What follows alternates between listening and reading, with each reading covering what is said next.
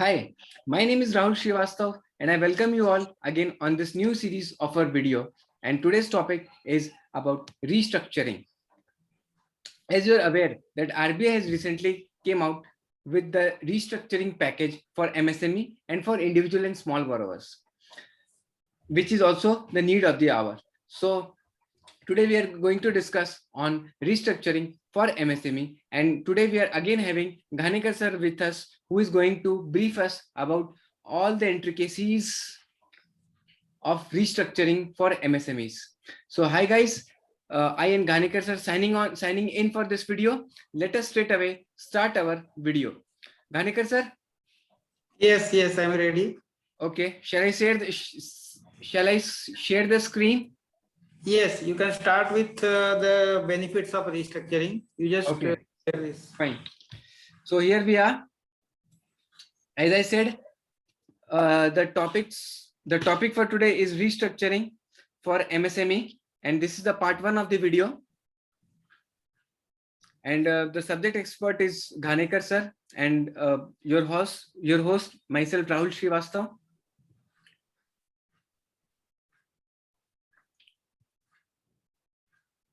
Okay, so first and foremost, we'll start with what are the benefits of restructuring. Ghanekar sir. Yes, thank you, Rahulji. Now we will first see benefits of restructuring. In this series of video on restructuring, we will have three separate sessions. First two will be on MSME restructuring, and the last session, third session, will be on restructuring of retail loans.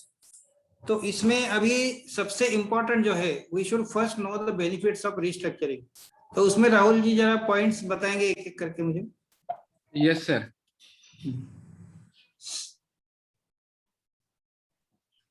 So first is it is a win-win situation. Restructuring, MSME restructuring is a win-win situation for bank officers and also for the borrower. तो इसमें first we will discuss regarding the bank officers और general staff of the bank. तो उसमें क्या है कि अगर हम कोई भी अकाउंट रिस्ट्रक्चर करते हैं and if even the account becomes NPA after restructuring due to early mortality, means within 1 year भी वो एनपीए होता है, तो there will be no staff accountability. This is specifically given in the circular itself. And it is given specifically mentioned that there will be no staff accountability even if the account slips to NPA within 1 year. So this is the first point. Second point, Rahul ji. Second, it is for bank. Bank को अभी इसमें restructuring में क्या होता है कि एक तो 10 साल का हम टर्म लोन है, तो हम 10 साल का उसको ये देते हैं, repayment देते हैं. And in case of CC and term loan, for payment of interest, there is a 12 or installment, there is a repayment moratorium period of 12 months. तो 12 months के लिए वो अकाउंट में कुछ रिपेमेंट ही करना नहीं है, तो नेक्स्ट 12 months में वो अकाउंट डाउनग्रेड होने के चांसेस नहीं है. तो इसलिए बैंक का प्रोविजनिंग बचेगा. अभी as per new guidelines it will be 10% provisioning. But अगर अकाउंट सबस्टैंडर्ड हो जाता है, एनपीए हो जाता है, तो फर्स्ट ईयर में उसको 15% प्रोविजन करना पड़ता है. तो इसलिए at least bank will save 5% of provisioning even if the borrower account is restructured.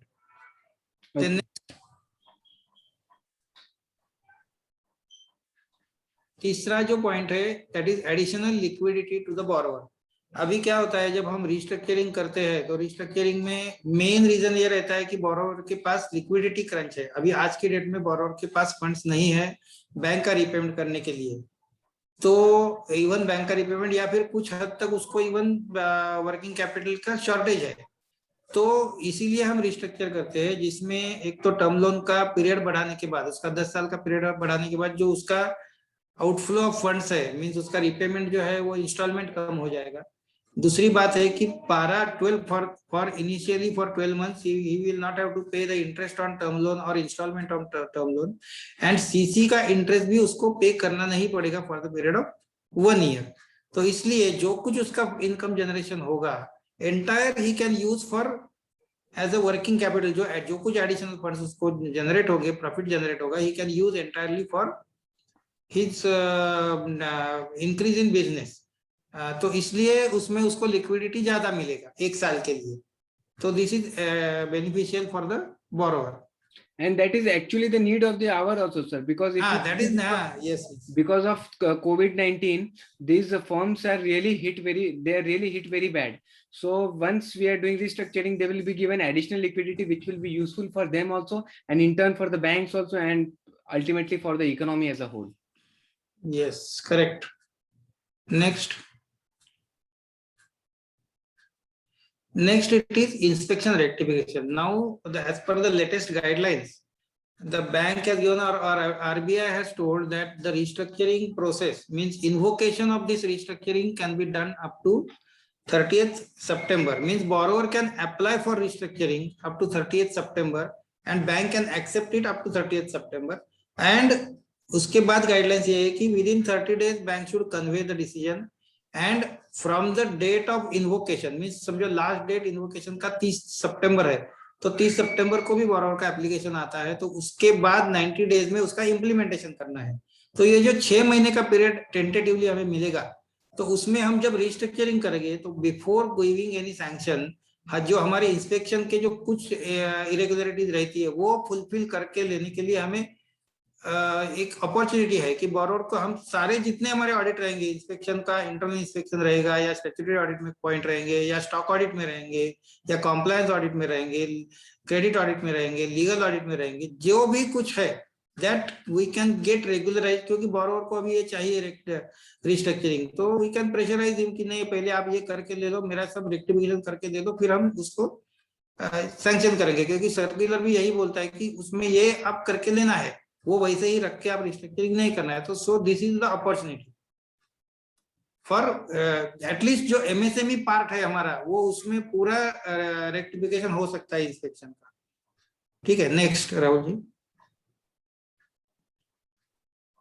So next is, this is most important.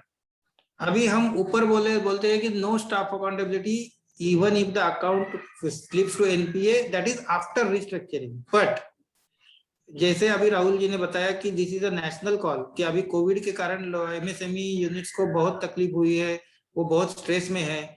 अभी दूसरे साइड में ये भी है कि अगर कोई अकाउंट रिस्ट्रक्चरिंग के लिए एलिजिबल है, and due to the mistake or due to the negligence of the staff, if the account is not restructured and the borrower doesn't get the benefit, then definitely there will be a staff accountability and nobody can escape from this. क्योंकि ये बहुत serious होगा कि government बोल रहा है कि, क्योंकि government will be very strict on this और RBI will be very strict on this, कि अगर हमने आपको बोला है कि बोरोवर को बेनिफिट पास ऑन करो, and if any officer or any bank fails to pass on that benefit, then there will definitely be a staff accountability. So ये सबसे important point है. इसलिए फर्स्ट हमारा टास्क मुझे लगता है ये रहना चाहिए कि हमारे इसमें जितने एमएसएमई अकाउंट से एलिजिबल, तो सबको कांटेक्ट करके हमें ये स्टेप लेना चाहिए. इसमें दूसरी बात एक इम्पोर्टेंट है कि हम रिस्ट्रक्चरिंग में भी कौन से रीजन के लिए हम रिस्ट्रक्चरिंग नहीं कर सकते. तो उसमें एक है कि अगर बोरोवर की एक्टिविटी क्लोज्ड है. सेकंड है अगर बोरोवर खुद आके बोलता है कि मुझे ये नहीं चाहिए, रिस्ट्रक्चरिंग नहीं चाहिए, मैं आई will operate with in this, अभी जो कुछ फैसिलिटीज है उसी में मैं ऑपरेट करूंगा. तो ऐसे केसेस में एक तो अगर उसका यूनिट क्लोज्ड है तो हमें बोरोवर को विजिट करके रिपोर्ट रिकॉर्ड पे रखना है, उसका प्रूफ रखना है कि why we are not restructuring. Second thing है कि अगर बोरोवर बोलता है तो उसके पास से एप्लीकेशन रिटर्न में लेके रखना है कि I am not interested in getting the account restructured, I will operate within the whatever sanction limits I have. तो ये राइटिंग में लेने के बाद there will nobody can question our decision. But अगर ये ऐसा नहीं है, then we must complete the restructuring process, नहीं तो there will be staff accountability. Okay, yes, this is all about the benefits of restructuring. और उसमें एक जो थ्रेट है अकाउंटेबिलिटी का वो है. Now Rahul ji, now we will next move on to definition of MSME, क्योंकि हमें जब रिस्ट्रक्चरिंग करना है तो we should know some basic points. अभी मैंने उसमें हमने क्या किया है, we will first see the basic points of policy, MSME policy क्या बोलती है, आरबीआई की एमएसएमई पॉलिसी क्या बोलती है, on the basis of that our bank की एमएसएमई पॉलिसी क्या बोलती है, एंड उसके बाद हम जो लेटेस्ट सर्कुलर है उस पे जाएंगे। तो फर्स्ट राहुल जी वो टेबल दिखाएंगे आप, डेफिनेशन ऑफ Yeah, absolutely.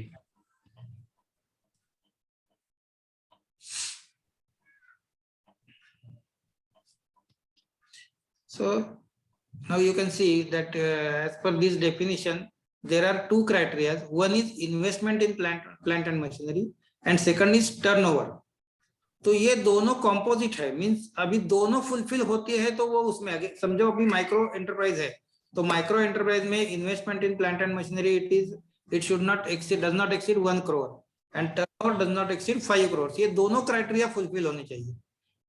ये दोनों में से समझो 1 करोड़ कोई भी एक क्राइटेरिया अगर एक्सीड हो गया, मीन समझो उसका plant and machinery, investment in plant and machinery more than 1 crore, तो फिर वो नेक्स्ट स्मॉल एंटरप्राइजेस में जाएगा।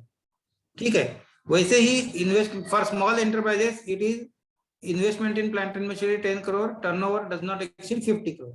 थर्ड है मीडियम एंटरप्राइजेस, उसमें investment in plant and machinery does not exceed 50 crore, turnover does not exceed 250 crore. अभी लास्ट जो है मीडियम एंटरप्राइजेस, उसमें कोई भी एक क्राइटेरिया, मींस अगर उसका इन्वेस्टमेंट 50 करोड़ से ज्यादा है या टर्नओवर 250 करोड़ से ज्यादा है, then this will not come under MSME, तो it will be out of MSME. ये क्योंकि वो कॉम्पोजिट क्राइटेरिया दोनों फुलफिल होते हैं तो ही वो उस डेफिनेशन में जाएगा। एक तो माइक्रो का फुलफिल नहीं होता है तो that will move to small enterprises, small का नहीं होता है that will move to medium enterprises, अगर मीडियम का कोई भी एक क्राइटेरिया फुलफिल नहीं होता है तो that will go out of MSME sector, तो it will be non priority sector.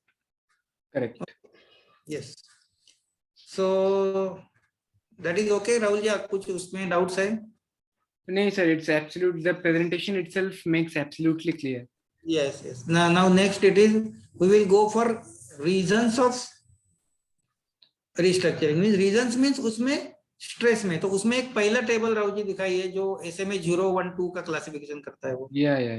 I'll show that.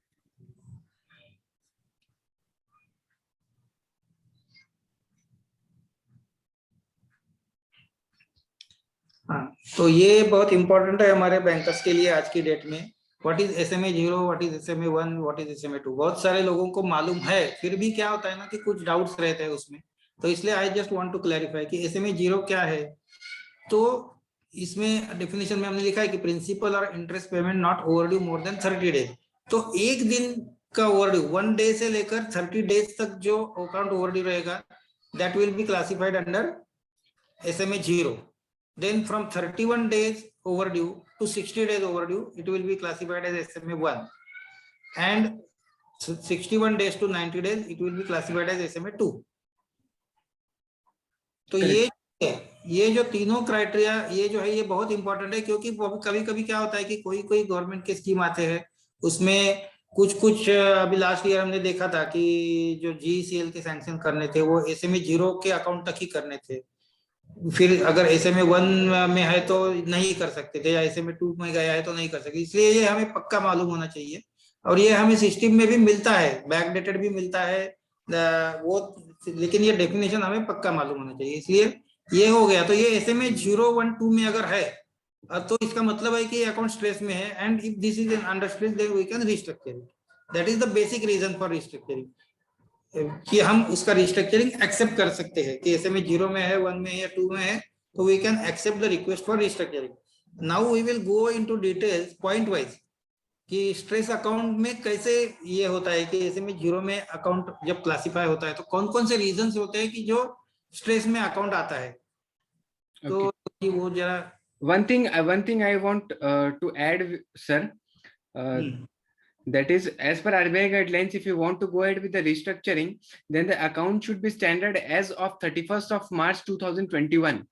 Yes. And after 31st of March 2031, either if it is in stress or if it is in NPA, then also we can go ahead with the restructuring package. Am I correct? Correct. Yes, correct. Okay, so now we'll go to the next slide, wherein we'll be discussing about the details of this stress.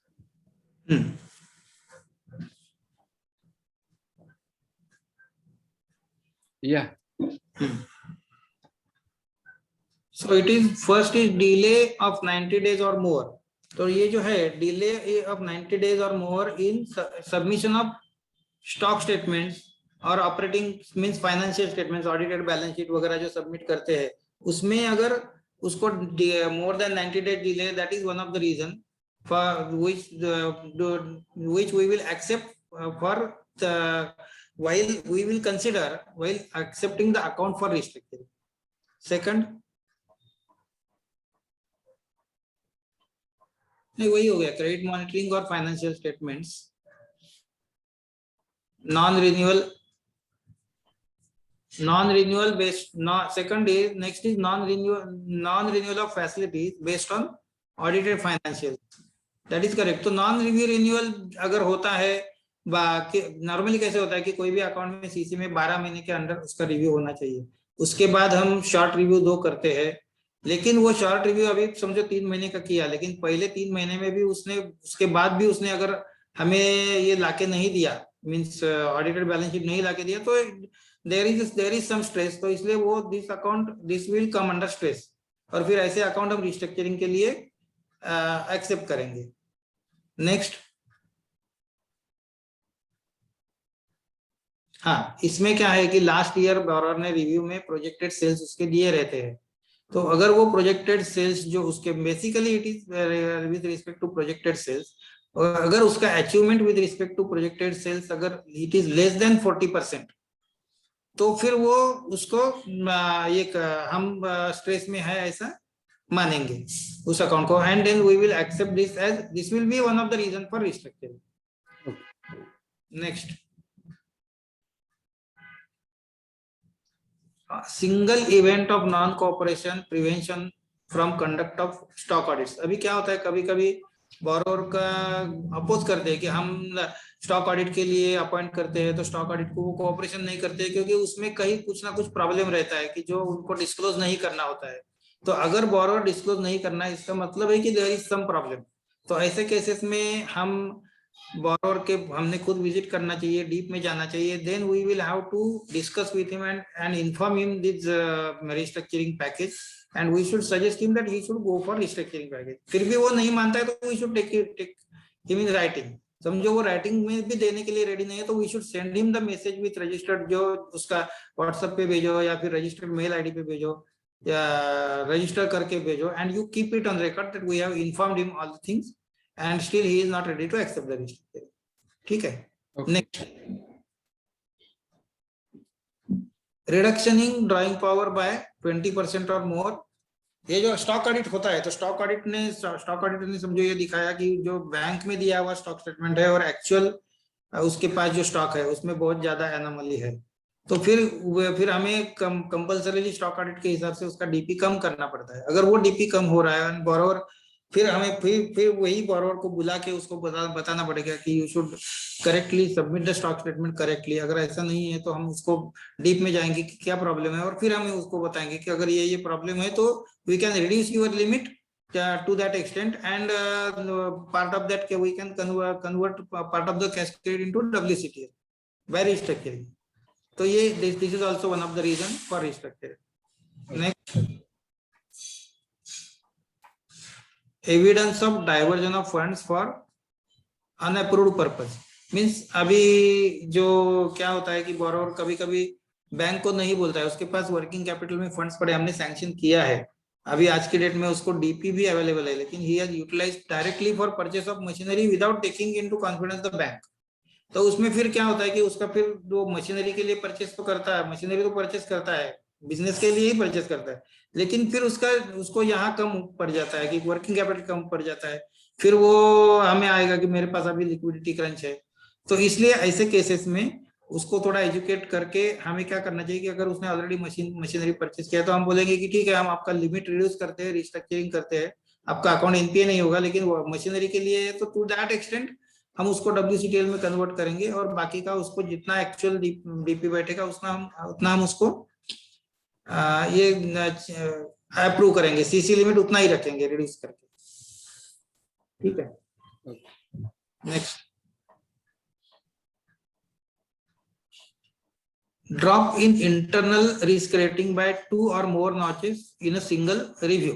ये जो है इसमें क्या होता है normally कि internal से ज्यादा भी इसमें एक्सटर्नल में 2 नॉचेस होने का ज्यादा चांसेस रहता है. इंटरनल रिस्क में क्या होता है कि जब इंटरनल रिस्क करेंगे तो जब वो ऊपर जो हमने सारे दिखाए हैं स्ट्रेस के रीजन, तो वो अगर है उसका उसमें कुछ एडवर्स रिमार्क है तो ही उसका इंटरनल रेटिंग डाउनग्रेड होगा.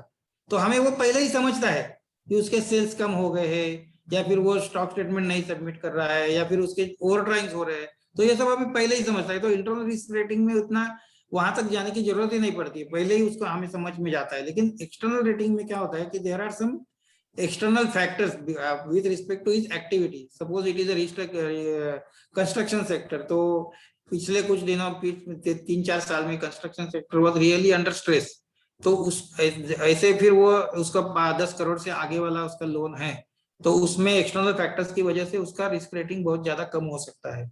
तो ऐसे केसेस में फिर compulsory it becomes compulsory to restructure the account. Okay.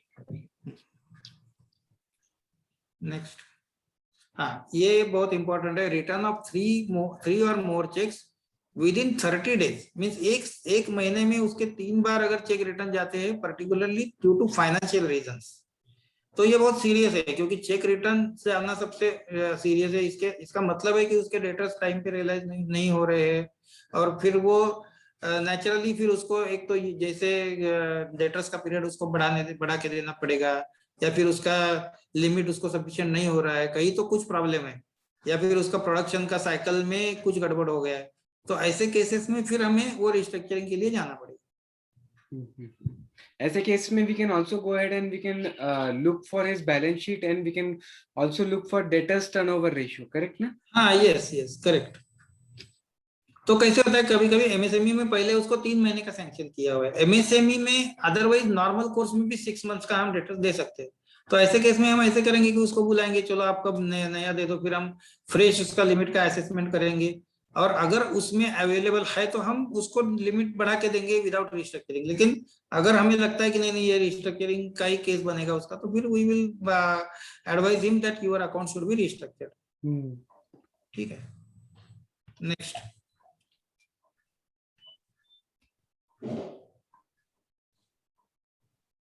डिवॉल्वमेंट of, हाँ तो अभी एलसीबीजी अगर डिवॉल्वमेंट होता है तो उसमें अभी के बैंक की गाइडलाइंस ऐसे है कि डिवॉल्वमेंट के बाद within 30 days the borrower should pay the devolved amount. अगर वो 30 डेज में पे नहीं कर सकता है तो 30 दिन तो बड़ा पीरियड है, 30 दिन में भी पेमेंट नहीं कर सकता तो it means within 30 days उसका डेटर्स का रियलाइजेशन नहीं हुआ है लास्ट 30 डेज, इसलिए वो पेमेंट नहीं कर पा रहा है. तो this is a sign of stress. तो अगर ये साइन ऑफ स्ट्रेस अभी दिखा रहा है तो then we should again approach the borrower और and ask him to go for restructuring. Okay. Yes.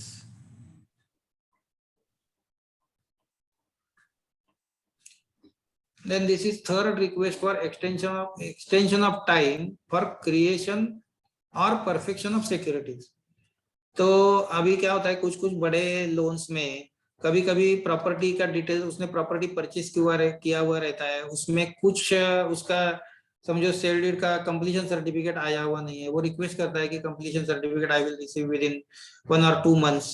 या फिर अभी जीसीएल के जो लोन हमने किए थे तो जीसीएल में भी ऐसे था कि ड्यू टू कोविड पीरियड उसमें परफेक्शन ऑफ सिक्योरिटीज के लिए 3 महीने का पीरियड दिया था. तो बड़े बड़े लोन में ये प्रैक्टिस रहता है कि जहां G9 लगता है बैंक को वहां परफेक्शन ऑफ सिक्योरिटीज के लिए टाइम दिया जाता है.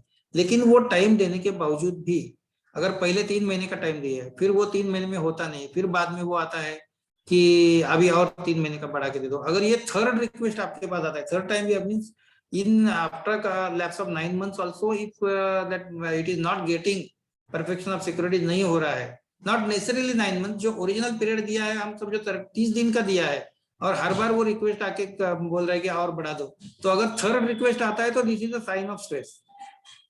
तो ऐसे फिर हमें डीपली जाके फिर वो रिस्ट्रक्चरिंग का रीजन पकड़ के वो that we will go for restructuring.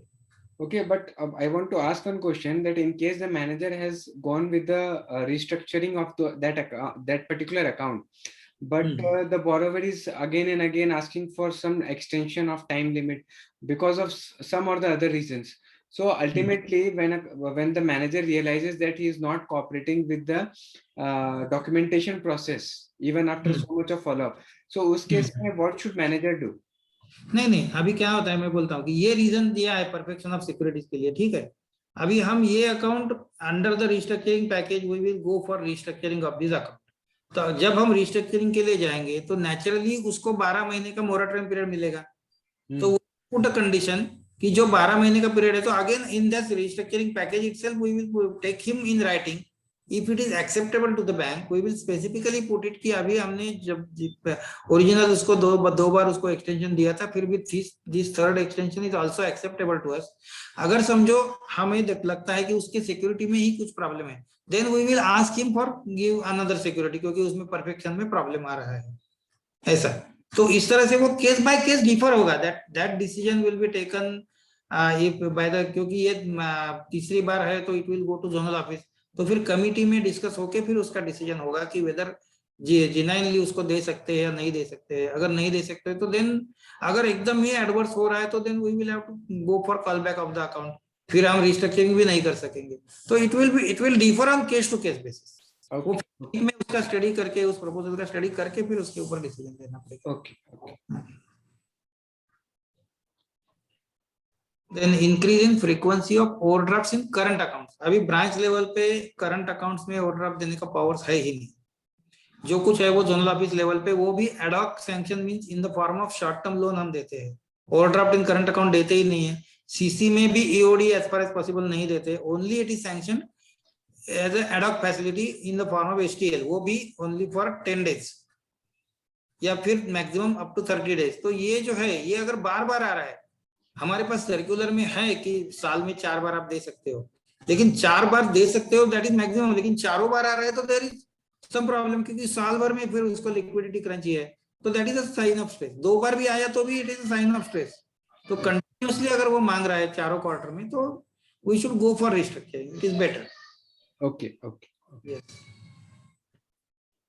And last it is, I think it is last ना, कि the borrower report stress in the business. क्योंकि कभी कभी क्या होता है कि हमारे ध्यान में नहीं आता है, लेकिन बोरोवर सिंसियर, कभी कभी बोरोवर बहुत सिंसियर रहते हैं, वो जेन्युइनली आके हमें बोलते हैं कि मेरा बिजनेस इतने साल से चल रहा है, आपकी तरफ से कुछ प्रॉब्लम नहीं है, लेकिन जेन्युइनली अभी आई फोरसी कि नेक्स्ट 3-4 महीने में मुझे ये प्रॉब्लम आने वाला है, तो आई रिक्वेस्ट कि मुझे कुछ पार्ट मेरा WCTL में कन्वर्ट करके दे दो और मेरा सीसी लिमिट कम कर दो। फिर क्योंकि वो जो लिमिट के हिसाब से उसको जो है, फिर वो सोचता है कि नहीं, मैं अगर टर्म लोन में कन्वर्ट करके लूंगा तो मेरा धीरे धीरे मेरा लायबिलिटी कम होते जाएगा। तो ये केस फिर स्टडी करके then we can go for restructuring. Okay, so these are the reasons which can be accepted for restructuring. Okay. अभी उसके बाद उसमें कुछ वार्निंग सिग्नल्स है, तो उसमें नॉर्मली क्या होता है, वार्निंग सिग्नल्स में 4 टाइप के वार्निंग सिग्नल रहते हैं। एक तो है फाइनेंशियल में जो हमने ऊपर जो डिस्कस किए सारे रीजंस, वही उसी में हमें वार्निंग सिग्नल मिल जाता है। मींस जैसे हमने बोला कि 3 चेक रिटर्न हो गए, तो that is a warning signal. Then उसके K5, समझो हम बैलेंस शीट एनालिसिस करते समय हमें ध्यान में आता है कि उसका करंट रेशो एडवर्स जा रहा है, या फिर TNW एडवर्स जा रहा है, that is also warning signal. वो अगर जा रहा है तो फिर देन रिव्यू करते समय हमें ध्यान में आता है कि बहुत ज्यादा अगर उसके एडवर्स फाइनेंशियल जा रहे हैं, then we will call the borrower and ask him कि better instead of simply reviewing the account, we will go for restructuring by reducing the limit, convert and giving sanctioning the WCTL। Operation में रहता है, market related कुछ रहते हैं, other में रहता है। अदर का मेन रीजन अभी जो हम कोरोना का देखते हैं वो अदर्स में है। कभी कभी कोई कंपनी में लेबर प्रॉब्लम्स रहते हैं, तो लेबर प्रॉब्लम्स की वजह से समझो उसका लॉकडाउन हो गया 3 महीने का 4 महीने का, तो उसकी वजह से भी वो प्रॉब्लम में आ सकता है। तो ऐसे केसेस में फिर हम उसको स्पेशल ये करके रिस्ट्रक्चरिंग करके 12 महीने का मोरेटोरियम पीरियड दे दिया, फिर 12 महीने में ही में come out of that labour problem. तो ये इस तरह से वो एक वार्निंग सिग्नल्स रहते हैं। We should go in deep into this and accordingly we should take the decision. कभी कभी गवर्नमेंट पॉलिसीज अचानक चेंज होते हैं, समझो अभी जैसे GST का आ गया, तो GST initially it was a burden on various borrowers, और वो GST का सिस्टम जब तक स्टेबलाइज नहीं हुआ था तो रिफंड आने में भी टाइम लगता था। तो उसमें जब रिफंड आने में टाइम लगता है तो फिर उतना लिक्विडिटी क्रंच बोरोवर को हो जाता है। तो ये अलग अलग रीजंस है कि जो वार्निंग सिग्नल्स करके आते हैं वो हमने डीप में हर एक वार्निंग सिग्नल सर्कुलर में डिफाइन किया गया है। तो Sir, I guess there are total 45 early warning signals that has been given by RBI and also mentioned नहीं, in हाँ वो तो है, नहीं वो जो है ना वो करेक्ट है, आप बोलते हो 45, अभी तो वो ज्यादा हो गए, अभी एपीआर में आप देखोगे ना तो देयर आर 70 तो वो बहुत सारे हैं, लेकिन सारे उसमें ये नहीं थे जिसमें से इंपॉर्टेंट बहुत सारे होते हैं ना, most of these are related to financial only. लेकिन अभी मैंने जैसे बताया लेबर प्रॉब्लम्स है, ये एकदम अलग है कि लेबर प्रॉब्लम्स कभी भी आ सकता है बड़े इंडस्ट्रीज में ऐसा। तो इस तरह के कुछ कुछ जो है तो वो देख के government policy, change in government policy इस तरह का ये देख के उस वक्त उस हर एक इंडिविजुअल प्रपोजल के ऊपर डिसीजन लेना पड़ेगा। ओके, ठीक है। तो बेसिकली मतलब crux of the video is that कि हमें रिस्ट्रक्चर किसी भी बेसिस पे करना है इफ वी फाउंड हाँ, that everything is okay with the financials and everything, and as you are aware that because of the covid pandemic situation it is feasible to go ahead with the restructuring, and in the beginning only we have said about the benefits of the restructuring. Ghanekar sir, I guess we have covered almost all the aspects of restructuring in this part of our video. हाँ नहीं, next is it is definition of restructuring. Okay, okay. In the basis of policy, अभी policy में एक हमारा point रह गया है कि definition of what is definition of restructuring. तो डेफिनेशन ये है कि when bank grants any concession relief in any account due to economic or legal reasons relating to financial difficulty. जो फाइनेंशियल डिफिकल्टी उसका है, तो फाइनेंशियल डिफिकल्टी के जो हमने ऊपर डिस्कस किए कि ऑल द फाइनेंशियल डिफिकल्टीज के लिए अगर हम उसको कुछ रिलीफ देते हैं तो that is called as restructuring. Normal course में अगर ये एमएसएमई का कुछ नहीं है पैकेज, स्पेशल बेनिफिट नहीं है, अगर हम ऐसा समझते हैं तो the account should B downgraded. Means अगर स्टैंडर्ड अकाउंट है तो वो सब स्टैंडर्ड करके होगा फॉर 1 ईयर, मींस 12 महीने का मोरेटोरियम पीरियड है, और फिर उसका 12 महीने के बाद अगर रिपेमेंट स्टार्ट होता है तो नॉर्मली 24 मंथ्स के लिए वो अकाउंट सबस्टैंडर्ड रहेगा। एंड उसके बाद उसका रिपेमेंट अगर रेगुलर हो गया, रिपेमेंट शेड्यूल स्टार्ट होने के बाद 1 साल वो रेगुलर रहता है, उसके बाद वो अपग्रेड होगा। This is a normal thing. लेकिन दिस इज एमएसएमई रिस्ट्रक्चरिंग, उसमें आरबीआई ने स्पेशल ये दिया है कि even after restructuring the account will not B downgraded because of the current situation faced due to corona or due to overall economic condition। उसमें जनवरी 19 से RBI ने ये फैसिलिटी दिया है कि फॉर एमएसएमई बोरोवर्स रिस्ट्रक्चरिंग करने के बाद the accounts will not B downgraded. Correct. अभी उसमें 4 टाइप के रहते हैं। एक तो रिस्ट्रक्चरिंग है, हम क्या करते हैं कि रीशेड्यूलिंग ऑफ रीपेमेंट पीरियड करते हैं। Means from the date of restructuring, term loan है तो उसको 10 साल के लिए देते हैं, डब्ल्यूसीटीएल में कन्वर्ट करते हैं उसको भी 10 साल का from the date of restructuring repayment period रहता है। And in case of FITL it is 36 months from the date of restructuring. 3 years। FITL क्या है, डब्ल्यूसीटीएल क्या है, वो हम बाद में डिटेल में डिस्कस करने वाले हैं, इसलिए अभी मैं उसमें ज्यादा डीप में नहीं जाऊंगा। उसके बाद I guess only for FITL the repayment period is maximum for 3 years. हाँ, yes. For rest all others we have 10 years of moratorium. 10 years of repayment period, yes, and 12 months moratorium period. Correct. For term loan and for FITL it is 12 months moratorium period, and for WCTL in deserving cases we can give 24 months moratorium period. Okay. आपको 24 months का देना नहीं चाहिए। कुछ deserving cases अगर आपको लगता है कि नहीं इसमें वो नहीं बैठता है, जब असेसमेंट करते तो हमें लगता है कि नहीं 12 महीने के मोरेटोरियम में उसके नहीं बैठेगा, तो फिर in those cases we can give 24 months only for WCTL. Okay, ठीक है। Then next point is shifting of DCCO. Means इसमें 2 पार्ट है। शिफ्टिंग ऑफ डीसीसीओ में क्या होता है ना कि डीसीसीओ मींस कमर्शियल प्रोडक्शन, जो उसका commercial operation, starting of commercial operation, ये जो है तो ये उसका नॉर्मली क्या होता है, कोई भी नया यूनिट के लिए हम फाइनेंस करते हैं तो उसमें उसको 12 मंथ्स का मोरेटोरियम पीरियड देते हैं कि 12 मंथ्स में उसके एक्चुअल ऑपरेशन स्टार्ट होंगे and unit will start earning. तो इसलिए वो उसको 12 महीने का पीरियड दिया हुआ रहता है। लेकिन कभी कभी ड्यू टू सम रीजंस ये the unit doesn't start working, समझो अभी प्लान सैंक्शन के लिए दिया हुआ रहता है, कंस्ट्रक्शन का पार्ट है कुछ टर्म जोन में, वो प्लान सैंक्शन पहले 6 महीने में आया नहीं, तो फिर इस कंस्ट्रक्शन इटसेल्फ स्टार्ट नहीं हो सकता है ना, जब तक प्लान नहीं सैंक्शन होता है तो उसको मुझे 3 महीने में मिलेगा, वो सब एज्यूम करके उसने 12 मंथ्स का मोरेटोरियम पीरियड मांगा रहता है। लेकिन अगर वो नहीं होता है या फिर इलेक्ट्रिसिटी कनेक्शन नहीं मिलता है,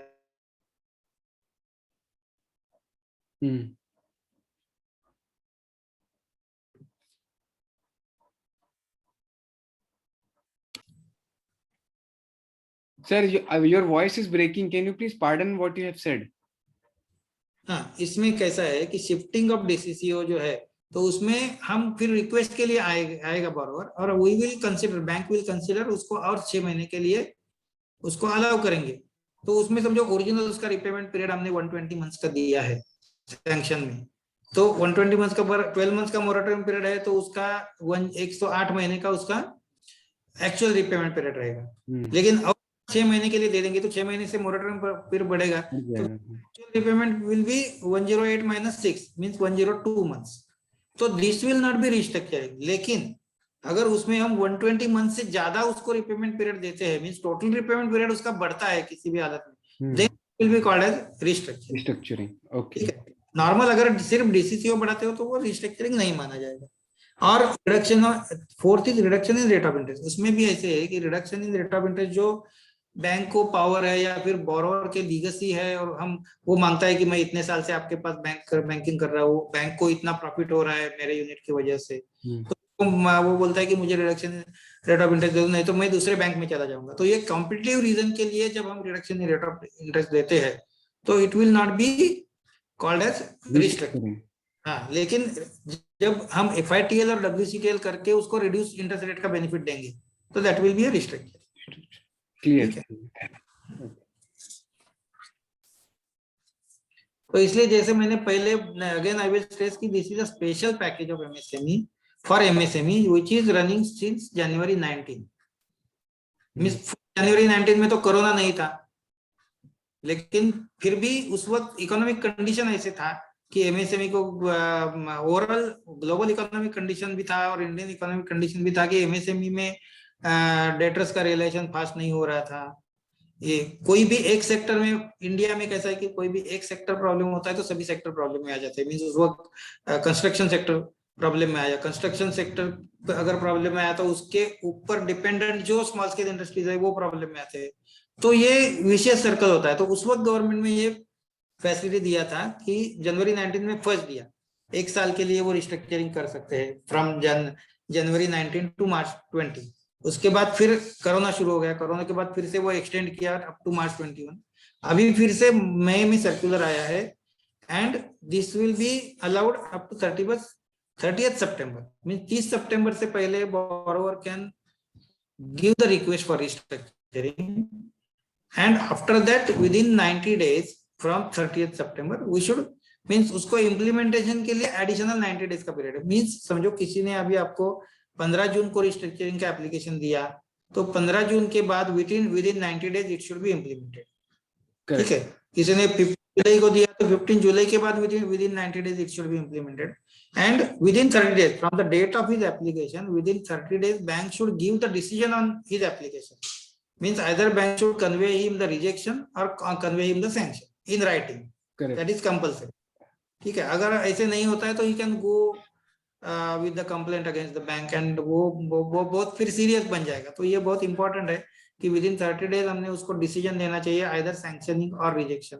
rejection will be not at branch level, rejection will be at zero level. Means अगर सैंक्शनिंग ब्रांच का है तो rejection will be at zero level, sanctioning CPC का है तो rejection will be at zero level, and sanctioning अगर ZM का है तो rejection will be at HO level. Okay, ठीक है। तो नेक्स्ट है it is next reject for rejection, it is next higher authority.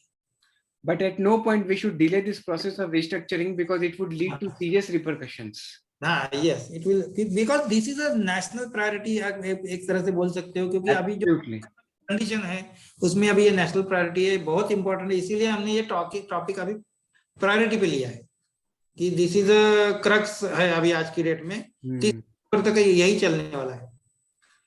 और दूसरा एक मैं उसमें इंक्लूड करना चाहूंगा कि अगर आपको मंथ टू मंथ बेसिस हम जाते हैं और अगर इस महीने में आपके कोई अकाउंट एनपीए होने वाले हैं, तो नॉर्मली मैंने देखा है कि लोग 30 तारीख तक वेट करते हैं, अरे बोरोवर पैसा भरेगा, लेकिन 30 तारीख तो को समझो नहीं भरता है, तो then they will go for restructuring. अगर 30 तारीख को कोई अकाउंट रिस्ट्रक्चर हो गया, कर दिया आपने सीसी अकाउंट, उसमें कुछ प्रॉब्लम रह गए, तो फिर वो 1 तारीख को एनपीए हो जाता है। अगर एक बार एनपीए स्टैंपिंग हो गया तो फिर हम कुछ नहीं कर सकते इसमें। एटलीस्ट 4-5 डेज पहले आपने वो रिस्ट्रक्चरिंग का डिसीजन ले लेना चाहिए। आई विल सजेस्ट कि आपका पूरा जो रिस्ट्रक्चरिंग का पोर्टफोलियो स्कैन करो, जितने अकाउंट एलिजिबल है उतने बहुत पहले वो काम निपटा दो, क्योंकि फिर वो एक बार आपने रिस्ट्रक्चरिंग कर दिया तो उतने अकाउंट को 1 साल को आपको फॉलोअप नहीं करना पड़ेगा, आपका पूरा काम बच जाए। ठीक है, that will be my suggestion कि आप एमएसएमई का आपका पोर्टफोलियो स्कैन करके उसमें जितना जल्दी हो सके रिस्ट्रक्चरिंग प्रोसेस कंप्लीट कर दो। जहां आप नहीं कर सकते वहां रिकॉर्ड रखो। सर, तो इसका एक प्रोसेस ऐसा हो सकता है that we can go to our report number 7 and report number 7F non financial, wherein we can go to SMS stress accounts also, and we can check all those accounts which have been under stress, so that we can check the बोलता हूँ financial. उसमें आपका जो question है ना, yes Rahul ji, इसमें आप जो बोल रहे हो ना, तो उसमें मैं बोलता हूँ इसमें क्या है कि एचओ आपको लिस्ट भेजता है ब्रांचेस को कि which accounts are eligible for restructuring. तो हमने लिस्ट तो हमको रेडीमेड मिलता है, वो पहले हम देखेंगे, और उसके बावजूद हमारे ब्रांच में एचओ की तरफ से भी कुछ छोटा है क्या वो भी हम देखेंगे। मींस पहले तो हम ये करेंगे कि एचओ के लिस्ट के ऊपर काम करेंगे, और उसके बाद फिर स्कैन करके और भी कुछ हमारे पास है। क्योंकि अभी क्या होता है, एचओ क्या करेगा कि जितने एमएसएमई के प्रोडक्ट में दिखते हैं, कभी कभी प्रोडक्ट भी गलत होता है, या फिर लोन अगेंस्ट प्रॉपर्टी में जो अकाउंट रहते हैं उसका एक्टिविटी एमएसएमई रहता है। तो भले ही हमने वो एक्टिव एमएसएमई में क्लासिफाई नहीं किया हो, लेकिन अगर उसका एक्टिविटी एमएसएमई है तो फिर वो we should pass on that benefit. अगर लोन दिया है, अगर मींस हम जो एलएपी बिजनेस देते हैं उसमें उसका एक्टिविटी अगर एमएसएमई का है, तो we should allow him the restructuring benefit. Okay, important point है ये। हाँ, ये बहुत इंपॉर्टेंट है। ये मिस हो जाता है कि एलएपी में है, एलएपी में उसका एक्टिविटी है, समझो किराना शॉप है, तो दैट कम्स अंडर एमएसएमई। तो ये हमने कोई भी एक्टिविटी एमएसएमई में कवर होता है तो that should be covered under MSME. Okay, और फिर वो रिस्ट्रक्चरिंग का उसको बेनिफिट देना चाहिए। ओके। अगर वो आपके तरफ से स्लिप हो जाता है और अगर बाद में एनपीए हो जाता है, तो फिर वो आपको पूछेंगे कि आपने देखा नहीं क्या। इसलिए हमने जल्दी करना चाहिए ऐसे केसेस में। ठीक है, now Rahul ji, we will go for the latest circular. Means अभी जो लेटेस्ट आरबीआई ने गाइडलाइंस दिए हैं उसके हिसाब से we will see one by one what are the conditions for, means अभी जो रिस्ट्रक्चरिंग का pack. Sir, your voice is breaking. 12 मई का आरबीआई की गाइडलाइंस है, 12 मई की।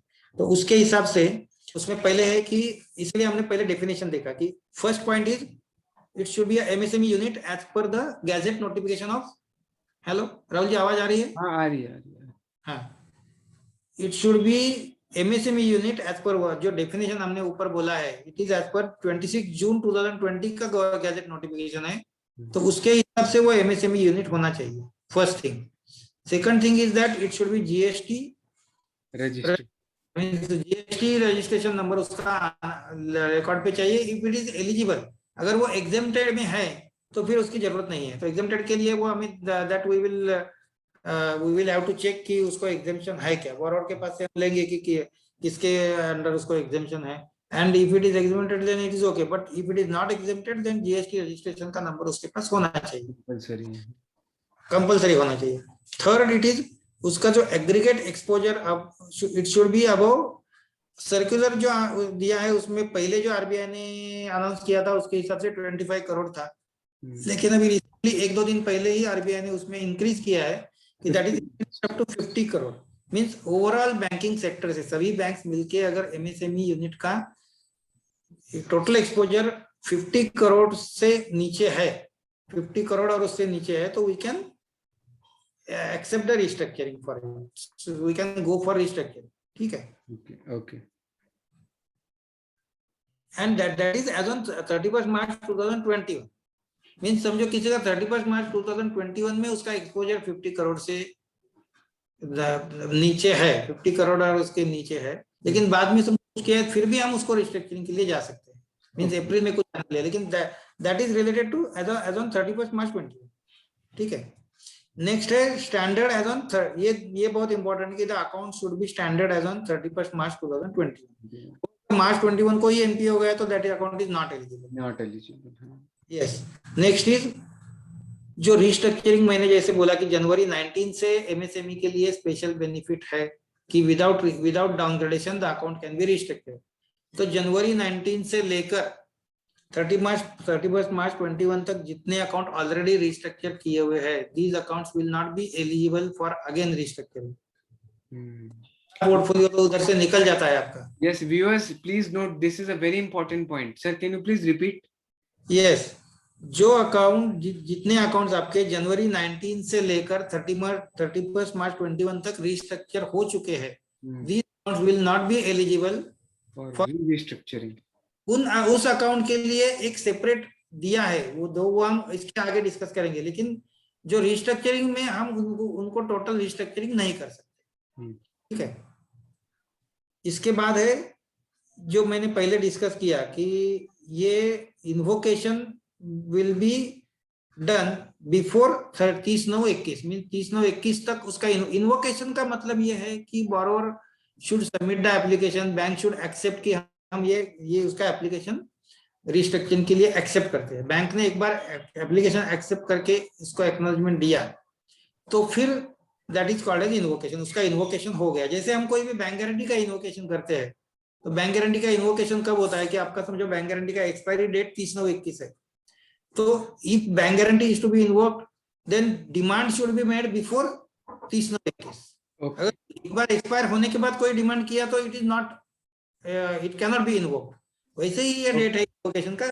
ऐसे ही आप देखो कि इसको ऐसे इसी तरह से देखो कि आपको इन्वोकेशन करना है इस फैसिलिटी का। This facility can be invoked only if you give the application before 30/9/21। Okay. और उसके बाद फिर नेक्स्ट है कि within 30 days bank should give the decision on it, either of rejection और sanction, and that can be implemented within 90 days. It should be implemented within 90 days from the date of application. Means 30/9/21 को application आया है तो फिर 30 दिसंबर तक आपको उसका implementation करना है। ठीक है, इट इज क्लियर। नेक्स्ट है, ये बहुत इंपॉर्टेंट है, अभी तक जनवरी 19 से जो कुछ स्कीम आए थे उसमें रिस्ट्रक्चरिंग में 5% का प्रोविजन था, तो उन अकाउंट में 5% का ही प्रोविजन रहेगा, लेकिन इस अकाउंट में अभी जो रिस्ट्रक्चरिंग करोगे उसमें 10% का प्रोविजन रहता है। तो ये थोड़ा बढ़ाया है बैंक ने कि अभी पास ऑन तो किया है बैंक को ये करने के लिए, क्योंकि बैंक भी बेनिफिट मिल रहा है, तो उसमें थोड़ा स्ट्रिक्ट किया है कि हमने कोई भी अकाउंट ऐसे ही रिस्ट्रक्चर कर दिया, ऐसा नहीं होना चाहिए। प्रोविजन 10% किया है तो बैंक विल थिंक कि अननेसेसरी अगर वो एलिजिबल नहीं है तो इट शुड नॉट बी रिस्ट्रक्टेड।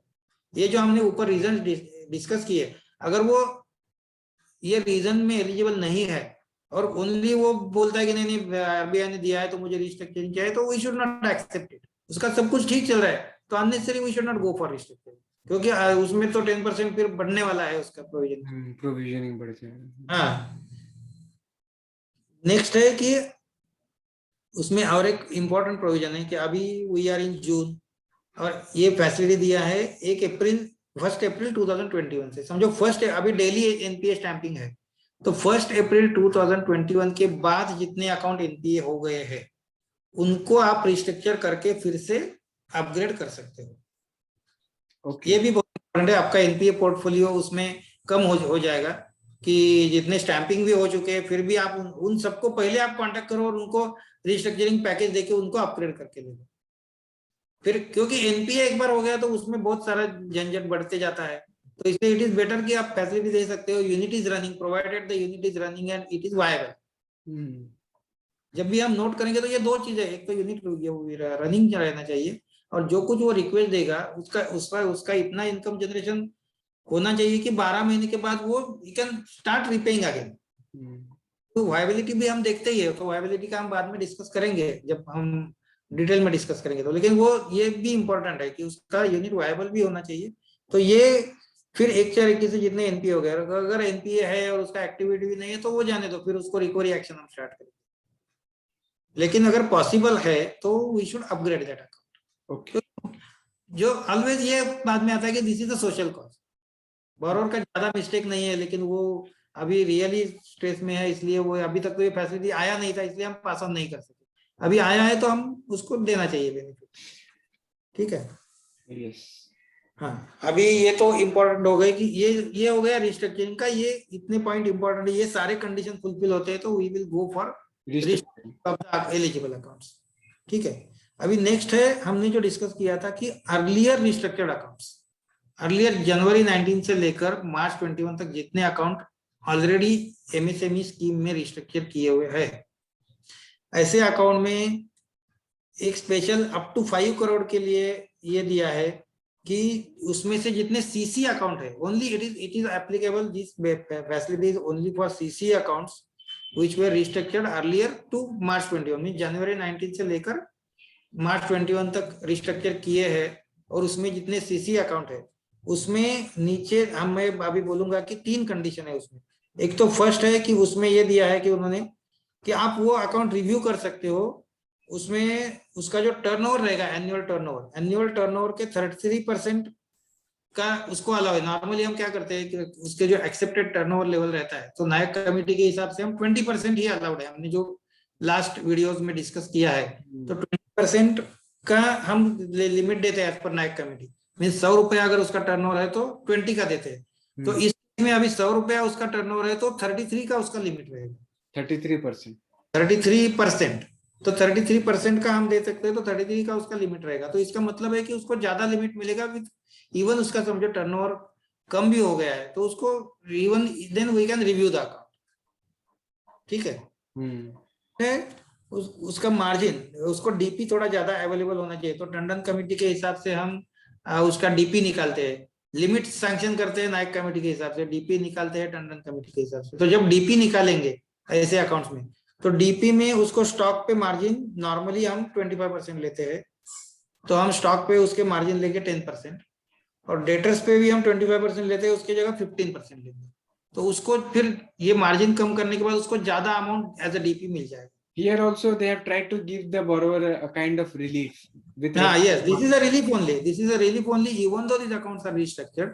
लेकिन अभी क्या हो गया कि अभी ये फिर से ये लॉकडाउन की वजह से फिर से ये वो भी यूनिट्स तो रिस्ट्रक्चर्ड है, फिर भी वो प्रॉब्लम में आया, तो इसलिए उसने एक एडिशनल, बाकी उनको टर्म लोन के लिए तो ऑलरेडी बेनिफिट उनको दिया हुआ है 10 ईयर्स का, तो वो फिर से नहीं देंगे हम। लेकिन ये बेनिफिट बैंक ने, आरबीआई ने बोला है कि we can pass on these 2 benefits. First है 33% of accepted turnover, second is DP margin on stocks 10%, margin on receivables 15%, जो नॉर्मली 25% रहता है। It is receivables.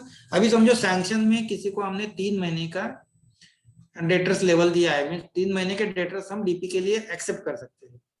तो अगर सैंक्शन में 3 महीने दिया है, 90 डेज के दिया है, तो एडिशनल 90 डेज मींस ओवरऑल उसके 6 मंथ्स के जो डेटर्स रहेंगे दैट वी विल एक्सेप्ट। ये 90 डेज का एडिशनल उसको, किसी को अगर 4 महीने के डेटर सैंक्शन दिए है तो 4 months plus means 120 days plus 90 days, it will B 210। तो maximum it can go, MSME में हम 6 मंथ्स का नॉर्मली सैंक्शन दे सकते हैं, देते हैं। प्रैक्टिस जो है वो 90 डेज का या 120 डेज का देते हैं, लेकिन किसी किसी यूनिट में हम 6 मंथ्स का भी दे सकते हैं। तो अगर जहां 180 डेज का ऑलरेडी दिया है तो उसमें 180 डेज प्लस 90 डेज, तो 270 डेज के डेटर्स हम डीपी के लिए पकड़ सकते हैं। ओके। हाँ, तो दिस इज, इसमें क्या हो जाएगा कि बोरोवर का लिक्विडिटी बढ़ जाएगा, उसको एडिशनल फंड्स यूटिलाइज के लिए मिल सकते हैं। करेक्ट। ठीक है, तो ये है up to 5 crore and above 5 crore के लिए यही पॉइंट्स है। सिर्फ उसमें जो फर्स्ट पॉइंट है 33% ऑफ टर्नओवर वो नहीं है, बाकी के जो नीचे दोनों पॉइंट्स है वो उसमें कवर हो जाएंगे कि DP margin on stocks 10% and receivable 15%। But majority of the branches के पास जो होगा वो अप टू 5 करोड़ ही होगा। हाँ, ब्रांचेस के पावर में तो ये अप टू 5 करोड़ होगा, लेकिन वो समझो कोई बड़ा प्रपोजल एजीएम ब्रांच में है जो जनरल ऑफिस के सैंक्शन में जाएगा, प्रोसेस तो उनको करना पड़ेगा ना। इसको या एचओ के सैंक्शन में जाएगा तो प्रोसेसिंग तो प्रोसेसिंग करते वक्त ये मालूम होना चाहिए कि किस तरह से ये है। तो इसलिए अबव 5 करोड़ का अगर है तो उसमें margin on stocks will be 10%, margin on receivables will be 15%, and holding level में उसको एडिशनल 90 डेज का दे सकते हैं। बट ये 33% वाला क्राइटेरिया दे हैव रिमूव्ड। हाँ, ऑल दिस, ये भी इसमें यह है कि जो जो सैंक्शनिंग पावर रहेगा, अभी समझो एजीएम ब्रांच है, एजीएम ब्रांच का सैंक्शनिंग पावर 6 करोड़ का है, तो फिर AGM branch can sanction with in, ये उसको अलाउ कर सकते हैं अपने पावर। सीएम ब्रांच का 3 करोड़ का पावर है, तो 3 करोड़ से नीचे के लिए ये अलाउ कर सकते हैं, ठीक है। और इसमें अभी लास्ट है डिलीगेशन। तो डिलीगेशन में सबसे इंपॉर्टेंट है कि डिलीगेशन में सैंक्शनिंग अथॉरिटी को रिजेक्शन का पावर नहीं है। ये पहले भी डिस्कस किया था, फिर भी मैं रिपीट करता हूं कि सैंक्शनिंग अथॉरिटी को रिजेक्शन का पावर नहीं है। It should be send to next higher authority for sanctioning. And जो इसमें दिया है कि उसने एप्लीकेशन देने के बाद within 30 days it should B conveyed in writing.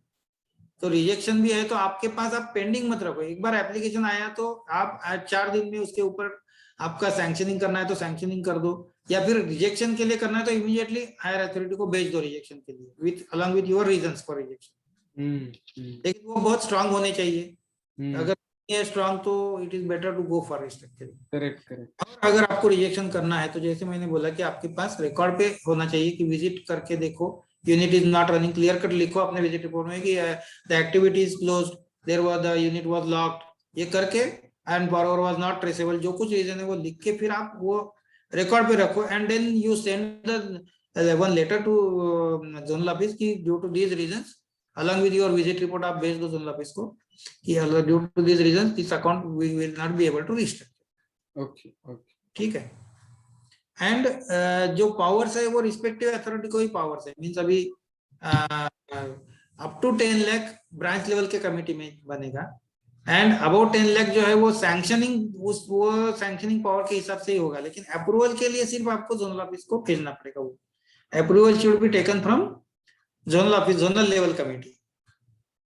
तो जोनल लेवल कमेटी में अप्रूवल होने के बाद फिर वो आप, अगर वो ये प्रैक्टिस है तो आप ऐसे भी कर सकते हो कि आपने कर दिया, आपको लगता है सही है तो आपने रिस्ट्रक्चरिंग कर दिया and you can send it for approval. लेकिन नोट करने, नोट्स अलॉन्ग विद साइमल्टेनियसली आप नोट करो, क्योंकि हमने देखा है कि बहुत बार ऐसे होता है कि लोग रिस्ट्रक्चरिंग तो कर देते हैं लेकिन एक एक दो दो महीने नोट नहीं बनाते, फिर वो नोट ही नहीं बनता है तो अप्रूवल के लिए कैसे भेजेंगे?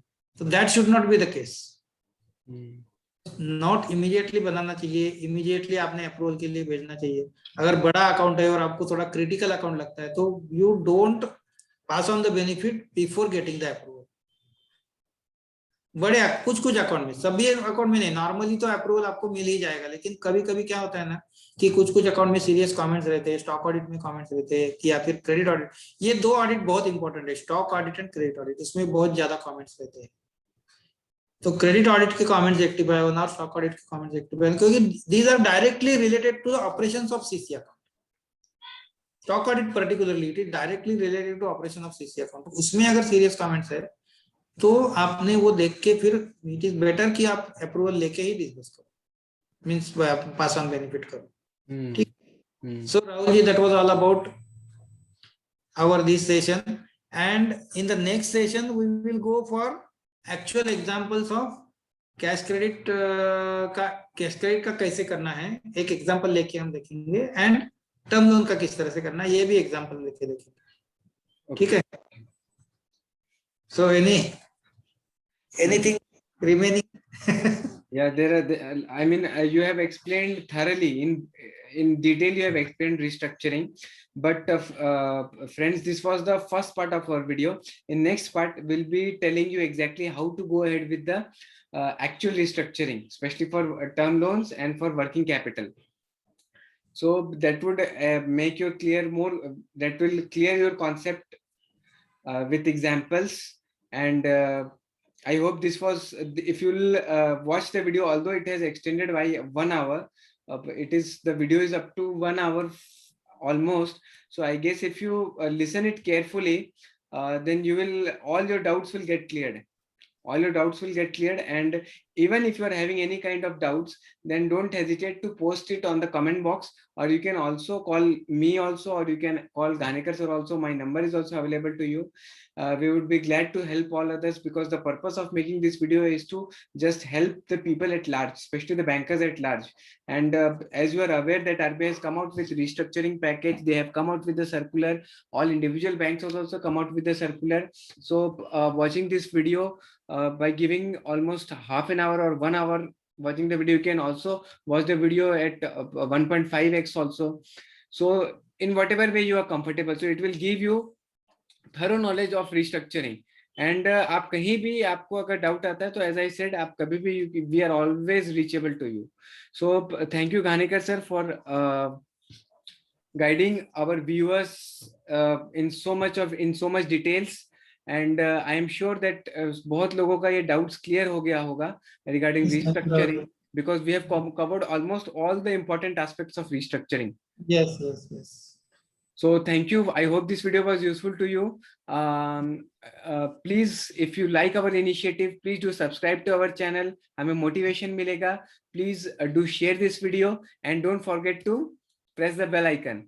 And also, अगर आपको कुछ doubt है तो please do post on the comment box.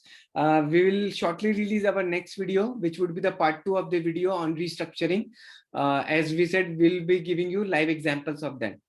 So till then, please take good care of yourself, be safe, and follow all precautionary measures.